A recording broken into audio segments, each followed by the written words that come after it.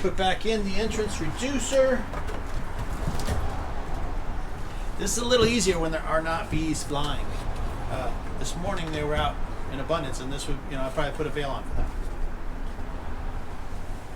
them. See, they're coming up to check me out. Hi. Home soap. It's an absorbent material made out of pressed paper. We want something absorbent on the top of the hive to wick moisture out of the hive. They're going to be in there breathing and generating water vapor. It's going to get cold, or it's going to hit the cold roof and drip back down on them. We don't want that. Something absorbent. Other people will use what's called a quilt board, which is a box that has a piece of cloth on it, and it's filled with cedar chips. Old timers used to just put on an empty honey super and fill it up with newspaper or leaves. That feels like a lot of places where pathogens could possibly grow. So I like the home soap. Oh, another thing. So we sell home soap boards here. $7.95, honey shane. This is Reflectix. It's like bubble wrap with tinfoil on it. Has a surprisingly high R value. So we're going to put on not only some absorbent insulation, but some thermal insulation to try to trap some of the warmth that those bees are generating inside the hive. I'll probably come back in a couple weeks on a nice day and wrap this hive with insulation all the way around to keep them warm. I did. So now they've got their upper vent. Make sure your fingers can fit in there so they can get in and out of that. If it snows this deep, they can still get out. I'm going to leave this hole covered up for now.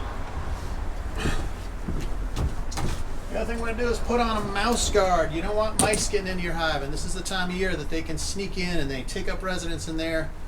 They poop all over everything, make a huge mess. They chew on literally anything. They eat bees.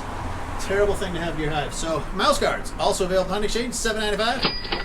You want something metal closing up that entrance. Other ways you can do it: pound a nail right in front of your entrance reducer.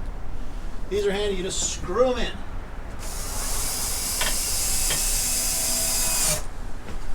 I like to use a power screwdriver.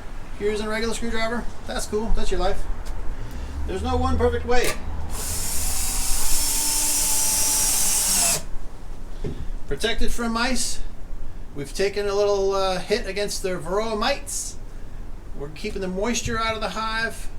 And I'm going to go ahead and take this inspection tray back out and let them just continue to have that ventilation and the mite drop that the screen bottom board affords.